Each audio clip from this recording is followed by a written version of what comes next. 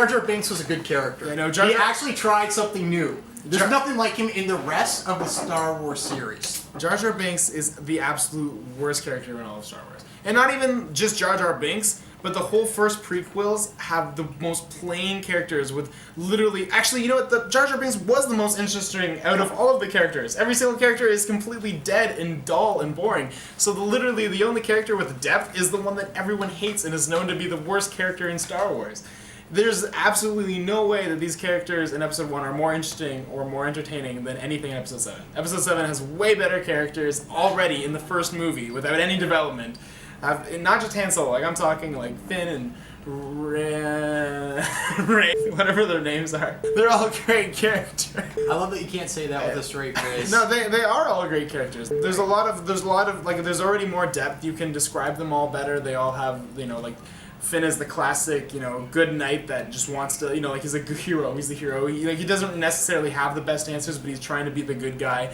And then you got, you know, Rey, which is obviously the strong female lead, and she's definitely playing a way more depth character than Pamela Amidala, whatever that princess. Natalie Portman was. I mean, she was a pretty face, but that's about it. The one that won Best Actress later on because she was so amazing. I know, yeah, she had all 5 lines. I would say that. These characters, the main flaw with maybe 7 was the dialogue was not the greatest. Better than George Lucas, I'll give you that. But the characters at least had, you know, depth to them, and they were entertaining and fun to watch, and the story made sense. There were main characters. You can't even say who the main character was in Episode 1. Like Obi-Wan, he wasn't even in the movie. He was on the ship for like the first like hour and a half, and then the last 10 minutes.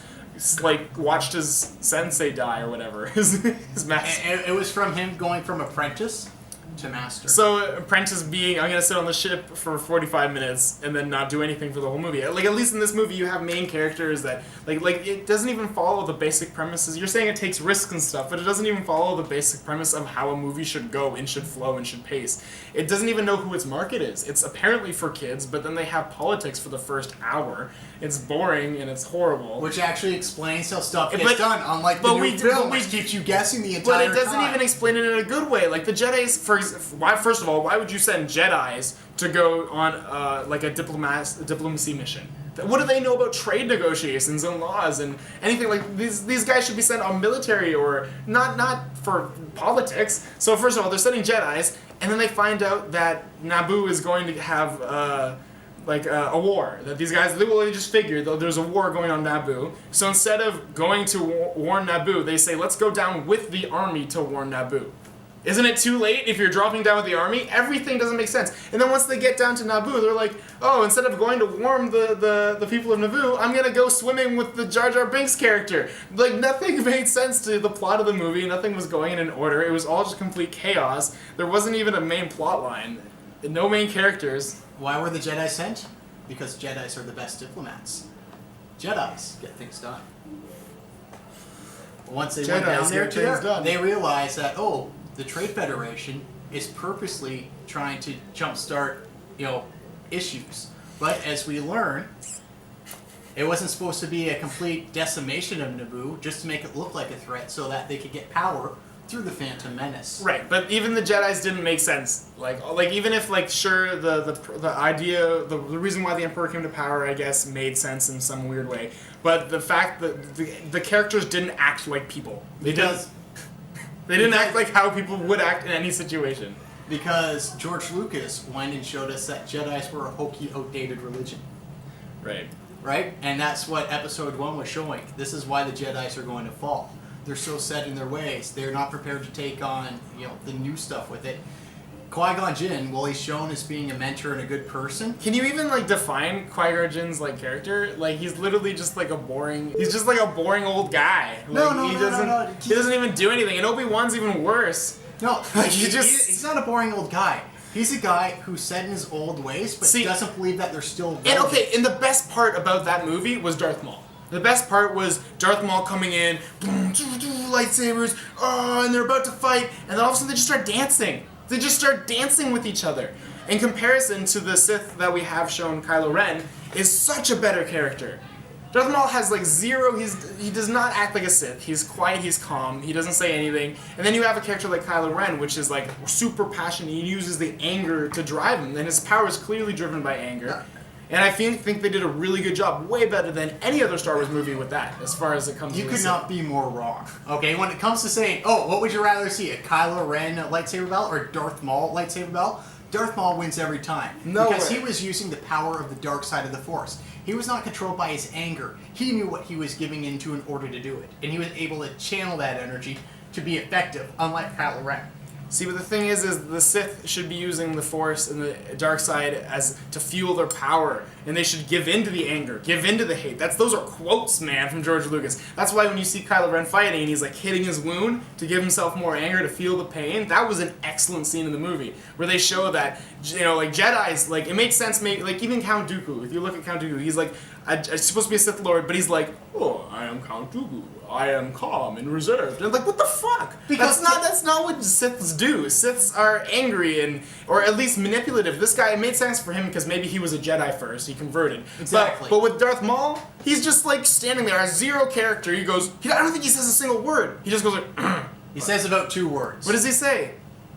I forget, but they were completely badass. So yeah, they're so badass so you don't even remember. And then we got a character like Kylo Ren, which is this huge background, this huge motivation. And I love how they show him struggling with the dark side versus light. And that makes sense because no character is completely black or white. They're gray. It doesn't make sense because we don't know why he wants to embrace the dark side. That was never clearly shown. Hopefully it is, and I think that they're going to, give us these answers. I hope you're right, but then I keep thinking of The Matrix Reloaded. And remember how amazing that was going to be, how we're going to get all the answers? Well, hopefully they learn from those mistakes then.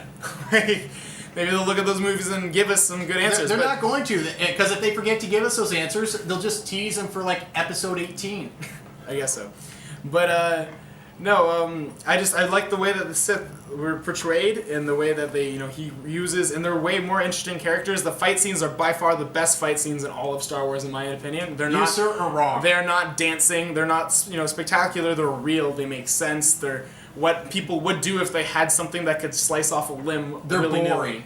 They're not boring. They're boring. They don't do anything we haven't seen before. What makes them? No, they do more than what we've seen. They're not like any of the other fights. Like I would say they're completely different. They're completely more. No, I'm sorry. I completely disagree. The fights. What makes the fights good aren't the jumping around, the dancing, having more lightsabers, bigger lightsabers, 2 people on one, crazy areas and rooms and fire explosions and 45-minute fights at the end of Revenge of the Sith. It's because what makes them good. What makes them good is the characters, and that is proven in the original trilogy by one of the best fights in Star Wars is Luke versus Darth Vader in that moment where he says, "I'll bring your sister into this." And he gets angry and starts hitting him. And there's no fancy choreography. You can tell that the director said, I want this emotion. I want this energy. And the characters, it's so powerful because of those characters and how developed they are and how that they're playing off of each other. It's not the dancing. It's not the choreograph. It's the emotion. And I think they're getting more into that with these fights. Have you ever watched It's a good balance between it. Have you ever watched the commentary by George Lucas for Return of the Jedi?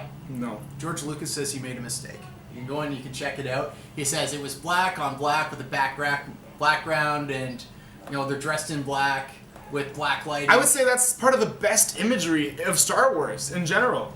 Like that scene where you have these shadowy figures in the shadowy background with those 2 lightsabers, that's like some of the most iconic imagery of all of Star Wars. And I think it's way better than, No, I disagree with Now this is pod racing. Yeah, if you notice, there wasn't a lightsaber in that scene. You want to go back and say, all right, let's compare it to Episode 3, where they are fighting in hell. That is all hell imagery as they're going down there. I know, it's the That's worst. That's where he loses his soul. It's the worst. That's when they go down to Steve and say go. That whole entire scene could have been done way more effectively in 5 minutes. It could have been, 100%. But then you have to see the grandness of it. Yeah, and that actually showed you the grandness of it. And it showed how much... We went to do it, and he said, why was Dragon Ball Z so well loved by people? Because it took forever for them to power up. No, that was the worst part. It was the worst the scale of it. It was in screaming for like a half an hour. If they cut that down to a reasonable length, we wouldn't remember it. No, so it is a technique that a lot of people do not give credit for, but actually building things up. But it wasn't a build-up. It wasn't like they built up to the finale. It was like, let's fight at the same pace for like an hour, and then at the end, someone gets all their limbs chopped off. There was no art. There was no intensity. I guess I agree Nothing to disagree. In this new movie felt earned. They just picked up a lightsaber like, oh, I have no training, I have no Jedi skills, but all of a sudden, I'm fighting like a pro. At the same time, this girl was clearly trained to, she has a weapon. What about Finn? No, what about when the Stormtrooper guy picked it up? Yeah, clearly. And all of a sudden, no. Stormtroopers are clearly trained in hand-to-hand combat. They have weapons that are clearly meant to fight against lightsabers now. But he was a Stormtrooper. He was trained in hand-to-hand combat, trained in gun combat. They have those. And he wasn't even that good. He got beat up in like 5 seconds. How many Jedi are out there where they're like, you know what? There's like what? Oh, Luke Skywalker's the last of them? Let's train entire troops just to fight this thing that this one guy has. Well, no, it might not even be used against lightsabers. It could just be like a buzz baton or something like that. That lightsabers clearly cannot cut through. Sure. Well, I mean, it'd be nice to have. Well, why don't they just use those for every fucking thing in the galaxy? Oh, there's a lightsaber. Good thing we have this door made of this stuff we block with. I don't know, I think it would, it's about time that they caught up. Think about how much... They had literally hundreds of years to catch up. Right, yeah, so it's... I'm not complaining. It's not going to be like, man, they should have had that 4 years ago or never at all. It's like, I'm glad that they did, because it makes sense. If there's people that you might come across with lightsaber that just kicks your ass, think about how many Stormtroopers got wiped out in the earlier seasons.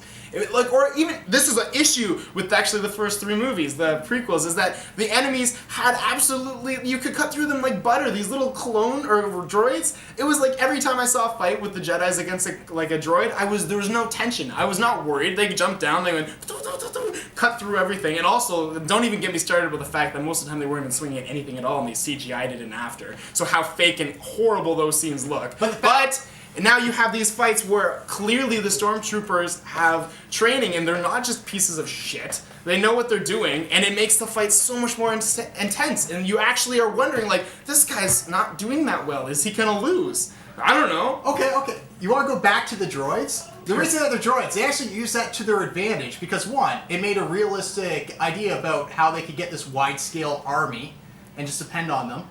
And 2, they got creative with how they killed them off, because you can kill off droids by slicing it in 2 and still have them shoot. You know how disturbing that would be if they slice a Stormtrooper in 2, start swinging around the lightsabers, kicking it with its feet and still having it shoot people as it went on?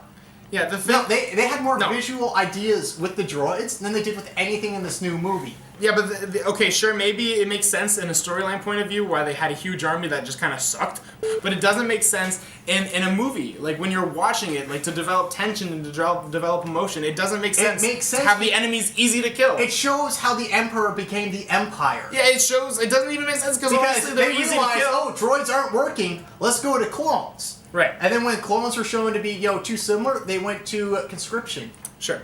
But anyways, all I'm saying is I really like the way the enemies are portrayed in this, and it makes sense for them to have hand-to-hand combat skills. And honestly, the girl, the chick, there's no reason for her to not be good at combat. She's fending for herself for years. She clearly has a staff that she knows how to use. And if you look at her lightsaber skills, it's as if she had a staff. She's not using it like a sword. She's lunging a lot. She's poking because she's used to staff fighting. And if they clearly put effort into that kind of choreography. And having her character attack not as a swordman trained Jedi, as someone who's going I use a staff for all my life and I'm poking at this guy. Well, if that's the case, wait for episode 8 when she finds Darth Maul's lightsaber without an explanation. You know what? I think they're going to give her a staff lightsaber. I think that's what they're going to do. Like Darth Maul's?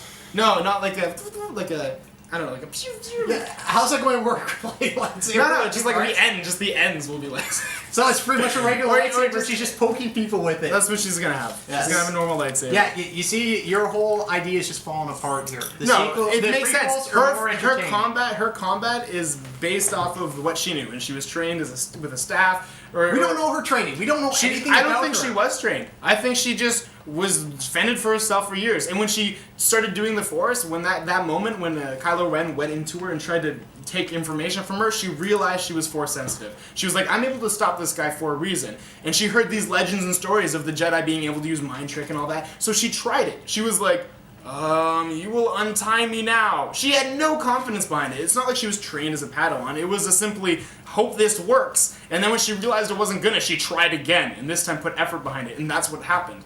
It all kind of makes sense. Like, I don't think she was trained. I don't even, like, I won't be surprised if she was, and I won't be surprised if she's Luke's son or daughter. But I would be completely surprised if she was Luke's son. I wouldn't be surprised if she was Luke's daughter. But I do think, I won't be surprised if she's a complete new character, because a lot of people are Force sensitive, and should be. There shouldn't just be one family in a tiny universe where everyone's either Han or related to Han or related to Luke, related to Han and Luke, and related to Darth Vader, and related to Han, and related to Luke, and related to Han and Luke, and related to Darth Vader, and related to Han, and related to Luke. You know? No.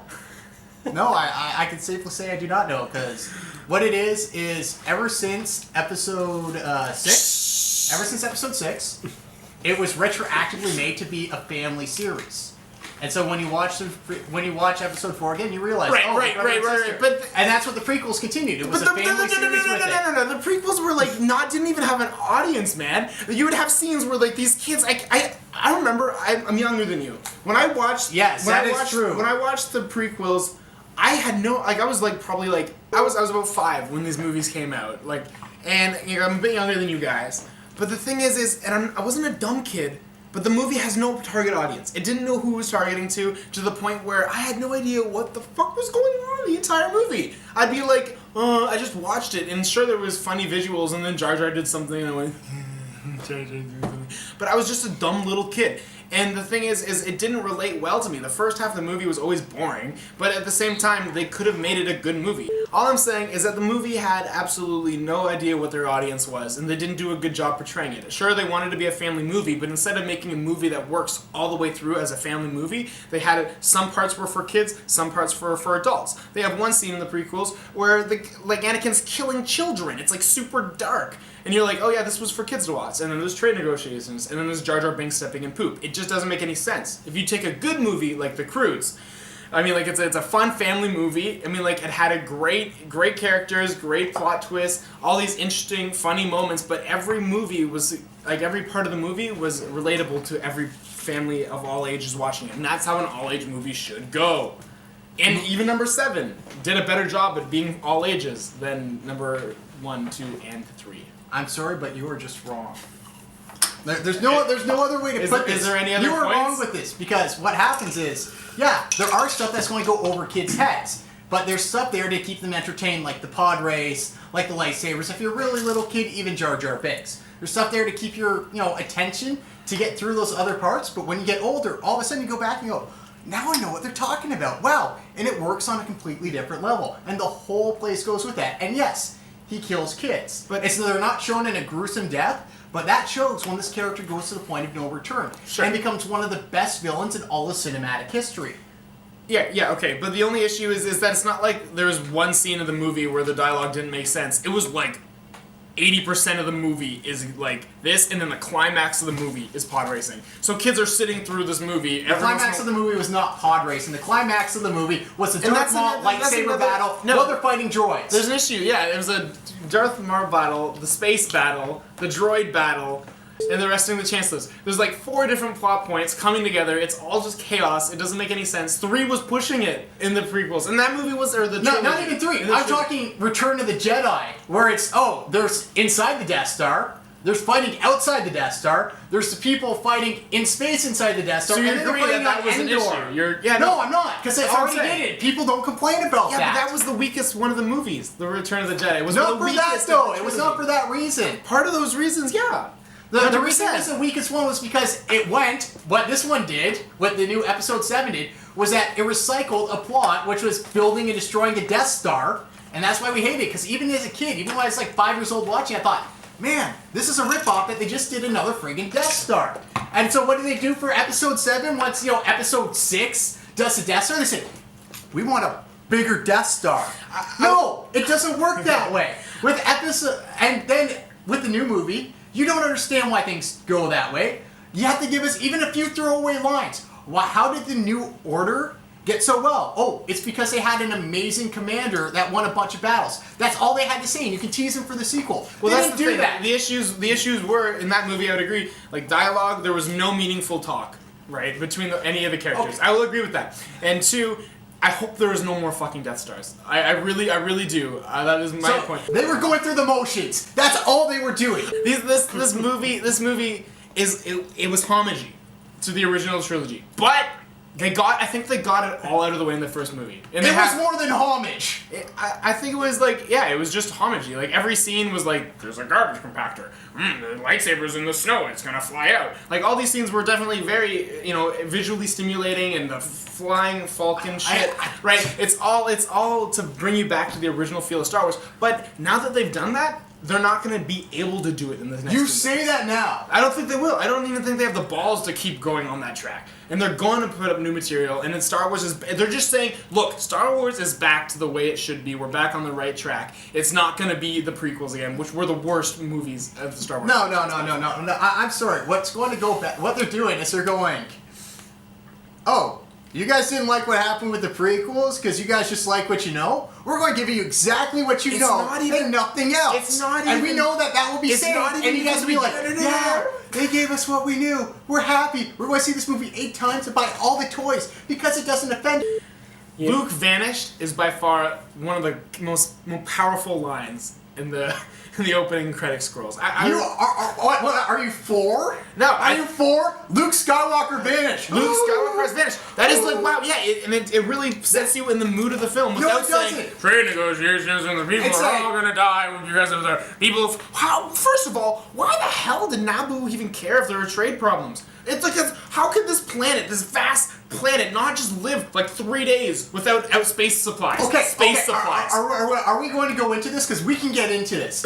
Luke Skywalker vanished. That's it. Oh, hey, kids, you like Luke Skywalker? He's your role model growing up? You're expecting to see him? You heard that Mark Hamill is in this movie? No, he vanished. Are you going to see him in the movie? No, not to the last freaking shot of the film. And that's how you build up, not lightsaber battles for 45 minutes. Why would these people care where Luke Skywalker is with the other ones? Because they actually assumed you were intelligent when you watch those opening crawls. We're like, here's a bunch of information about trade federations. This explains to you the politics. Really what I want. Now you know how this is going. We assume that you're an intelligent human being and not 5 years old and watching Disney cartoons. Because it's what you just said, it's meant for kids. It's a kid's movie. It's meant for the whole family. It's meant for the whole family. How old were you when you first watched Star Wars? I watched it when I was 3. I had no clue what was going on. See, I watched it again when I was 6. Movie. I understood what was going on. I watched it again when I was 12. I understood all the little intricacies of it. And then when I watched the prequels, at first, I was like, I can kind of follow this. Once I watched them again, a few years later, I went, I completely get this. And when I watched them again this year, I caught all the little subtle stuff between the scenes. Like Jar Jar Binks being a Sith Lord? Yes. And about Obi-Wan being Luke's father. It's all there if you look for it. George Lucas. No. The only reason you like the prequels is because you're making up things to make them sound good. Like, Jar Jar Binks as a Sith Lord is one of the reasons you like the prequels, but it's not even canon, it's not even true. You have to add these crazy fan theories to even make them remotely good. That's how bad they are. It lets you up for interpretation. George Lucas tricks you by making it seem like it's so on the nose that if you have a good eye for it, because George Lucas knows about all the little subtle things into it. That's why you say this new movie's bad, because they're leaving it all up for interpretation and they're not answering any questions. No, because it's J.J. Abrams who never gives you any answers. But he's not even on the movie anymore. But the movie doesn't. The next movies aren't going to be by him. But here's the thing. The prequels don't live or die with it because you can at least get a complete story with them even if you don't read between the lines. With the new ones, if they don't give you answers, you don't get a complete story. That's what it comes down to. They're going to give the answers. And it's going to be in 3 years, we will come back. In 3 years, we will come back. In 3.5 years, we will come back. And we will talk about this, and we'll see who's right. And I will win. Vote, like, and subscribe. Vote in the comments. Say who you think is right. I think have to say who you think's right. Better than the prequels. That is my point. Hashtag better than the prequels. His point is not as good as the prequels. And you're gonna say hashtag better than prequels or hashtag prequels rock. I feel so sorry for you, you pathetic little sheep.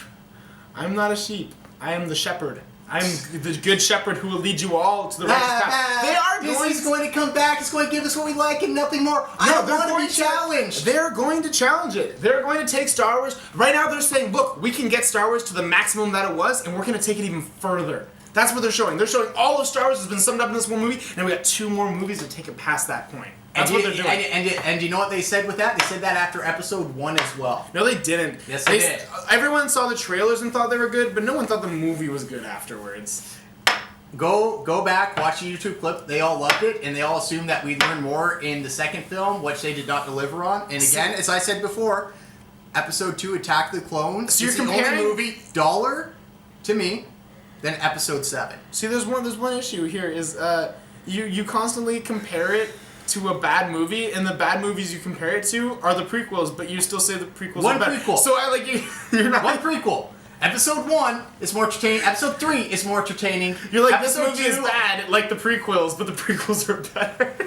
I'm saying your reactions are similar to the prequels. You guys are going to come back and you're going to realize that I am right. So like and subscribe. You know I'm right. Hashtag prequels are better. Star Wars is better now that Disney bought it. You are wrong, sir. And I do not wish to associate with you anymore. It's me, Mario. I mean, Mickey Mouse.